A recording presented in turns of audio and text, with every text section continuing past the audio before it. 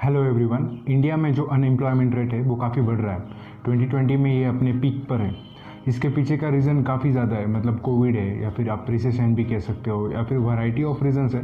पर उसमें से एक बहुत बड़ा रीज़न है जो काफ़ी सालों से हमने देखा है और जो हम इसका एग्जाम्पल के थ्रू मैं इसको आपको बताऊंगा। तो दो एग्जाम्पल्स है, एक है ऑटोमोबाइल सेक्टर जहाँ पे कार मैन्युफैक्चरिंग होती है या फिर टू व्हीलर्स मैन्युफैक्चरिंग होती है, जो 2001 से लेकर 2020 में अगर आप देखोगे तो काफ़ी ड्रास्टिकली उसमें ग्रोथ दिखी गई है। मतलब जो 2001 में जो नंबर ऑफ कार्स बेची जाती थी इन इंडिया और जो 2020 में जो कार बेची जाती है, उसमें अगर आप नंबर को टैली करें तो आपको पता चलेगा कि कितना बड़ा ड्रास्टिकल ग्रोथ हुई है इस सेक्टर में।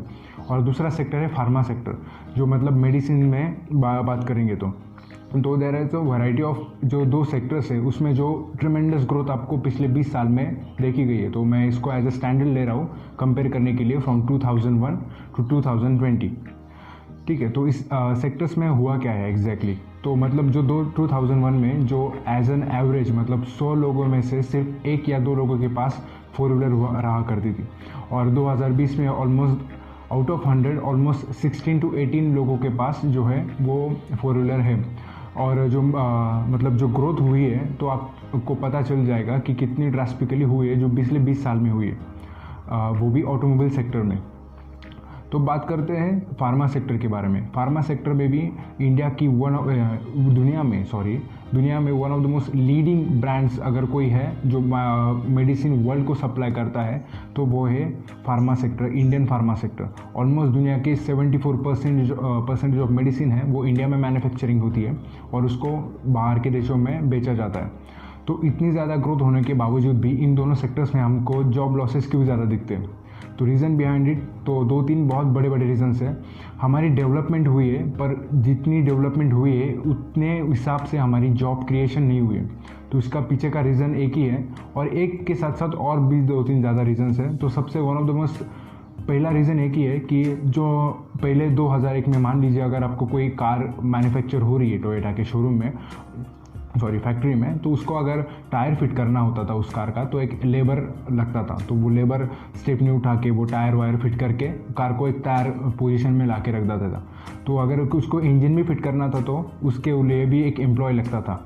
तो अभी रियल कंडीशन ऐसी हो गई कि वो सारे जो काम थे वो अब रोबोटिक्स की द्वारा किए जाते हैं। मतलब किसी भी चीज़ का अगर कोई भी शोरूम में अगर आपको कार भी वॉश करनी है तो भी वो काम एक मशीन कर देता है, उसके लिए आपको एम्प्लॉय की ज़रूरत नहीं पड़ती। अगर आप वही फार्मा सेक्टर में आ जाओगे तो फार्मा सेक्टर में भी पहले जो पैकेजिंग हुआ करती थी तो पैकेजिंग के लिए आपको वहाँ पे एम्प्लॉय की ज़रूरत पड़ती थी। अभी क्या हो रहा है कि मशीन ही खुद पैकेज करके दे रही है मेडिसिन को, और विथ मोर एक्यूरेसी के साथ और कम एरर्स के साथ, और उसकी और जो कैपेसिटी होती है मशीन की वो कुछ 12 घंटे या 15 घंटे नहीं होती, वो चाहे तो आप हफ्ता तक कंटिन्यू चला सकते हो। उससे प्रोडक्शन जो है वो काफ़ी फास्ट हो गया है। उसकी वजह से डेवलपमेंट तो हुई है, पर जो एज ए लेबर काम कर रहा था या फिर एज ए वर्कर वहाँ पे इंडस्ट्री में, आप चाहे फार्मा सेक्टर ले लो या फिर ऑटोमोबाइल सेक्टर ले लो, काम कर रहा था, उसका जॉब उस वजह से चला गया। तो ये सिर्फ इन दो सेक्टर्स में ही हुआ ऐसा नहीं है, ये बैंकिंग सेक्टर में भी हुआ है। अगर आप पिछले 5-7 सालों से देखोगे तो काफ़ी ज़्यादा ऑनलाइन बैंक्स हो गई, जैसे कि कोटक ले लो, आप DBS ले लो या फिर DG बैंक उसे कहते हैं। तो बैंकिंग सेक्टर ऑनलाइन करने की वजह से उसमें भी काफ़ी ज़्यादा जॉब लॉसेस हमको देखने को मिल रही है। तो ये सिर्फ क्या इन 3 सेक्टर्स में हुआ है, बल्कि इसका आंसर है नो। वैरायटी ऑफ सेक्टर्स में अगर आप देखोगे तो ऐसी चीज़ हुई है। तो क्या इन फ्यूचर में ऐसी चीज़ें होने बंद होगी? तो इसके ऊपर आंसर है नो, क्लियरली नो, क्योंकि कोई बता नहीं सकता कि क्या श्योरिटी में ये चीज़ें बंद होगी, मतलब जॉब लॉसेस होना बंद होगा। इसका आंसर है नो। तो इसके ऊपर हम ओवरकम कैसे कर सकते हैं इस प्रॉब्लम को लेकर? तो इसके ऊपर एक ही सॉल्यूशन है, आपके पास जो कुछ भी स्किल है उसको बढ़ाइए। उसको अगर मान लीजिए आप अच्छे स्टोरी टेलर हो तो जाकर आप यूट्यूब के ऊपर बच्चों को कहानियाँ सुनाइए, वो वीडियो रिकॉर्ड करके आप यूट्यूब पर डालिए। अगर आप इन फाइनेंस के बारे में नॉलेज रखते हो तो लोगों से शेयर कीजिए, जिसे मैं इस चैनल के मीडियम से आपके पास शेयर कर रहा हूँ। अगर आपके पास शेयर मार्केट की नॉलेज है, आप जाकर उसमें ट्रेडिंग कर सकते हो, या फिर आप मैं ये कह सकता हूँ कि इसमें आप पोजिशनल इन्वेस्टमेंट कर सकते हो, वो एक काम कर सकते हो। अगर आप अच्छा गाते हो तो जाकर वीडियो मतलब गाने की अपनी वीडियो बनाओ, उसको यूट्यूब पर डालो, या फिर कई शादियों में जाकर आप गाओ। मतलब अगर आप मान लीजिए आप अच्छा ड्राइंग करते हो तो उसका भी काफ़ी हद तक अच्छा ड्राइंग करो, उसको बेचो। मतलब जो भी आपके पास स्किल है जिसके आप जो करते वक्त आप बोर नहीं होते, वो का है भी रहा हुआ है, उस काम को एक बहुत बड़ी और बड़े स्केल के ऊपर डेवलप करो और उससे अर्निंग करने के लिए ट्राई करो, क्योंकि आपको एक से बढ़कर 2-3 इनकम सोर्स क्रिएट करके रखने पड़ेंगे अगर आपको विदाउट सैलरी सर्वाइव करना है। अगर आपको विदाउट सैलरी सर्वाइव करना है और उसको आप लार्जर दैन लाइफ रिजल्ट चाहते हो, तो उसके ऊपर एक ही रीज़न है कि जो भी आपके पास स्किल है उसको अच्छी तरीके से डेवलप करके दुनिया के सामने रखो और उसको बेचो, ऑनलाइन बेचो या फिर आप डोर टू डोर जाकर बेचो, पर उस स्किल को लेकर बेचो। इसमें अगर आप थोड़ा बहुत भी टाइम दे दोगे तो काफ़ी हद तक जो आपकी फाइनेंशियल प्रॉब्लम है उसको ओवरकम करने में आप सॉल्ट आउट हो जाओगे, मतलब वो कभी ना कभी ओवरकम हो जाएगी।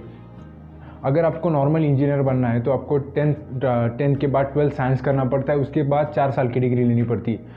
सेम फार्मूला फार्मेसी में भी है और बाकी साइंस फील्ड में भी है। अगर आप कॉमर्स बैकग्राउंड के भी है तो भी आपको 12th के बाद आगे की 3 साल की पढ़ाई करनी पड़ती है। और इतना टाइम अगर आप उस ऐसे करियर में देते हो जहाँ पे आपकी कोई सर्टेनिटी नहीं है, कि आप श्योरिटी नहीं है, मतलब कि आप वहीं पे जॉब करते रहोगे या फिर आपको फायर नहीं किया जाएगा, तो मेरा मानना ये है कि थोड़ा बहुत टाइम आप अपने स्किल के ऊपर दो और ट्राई करो कि इसके ऊपर से आप कुछ अर्निंग्स क्रिएट कर सको। तो यही एक सॉल्यूशन है उसके ऊपर। Thanks for watching this video and please like and subscribe the channel.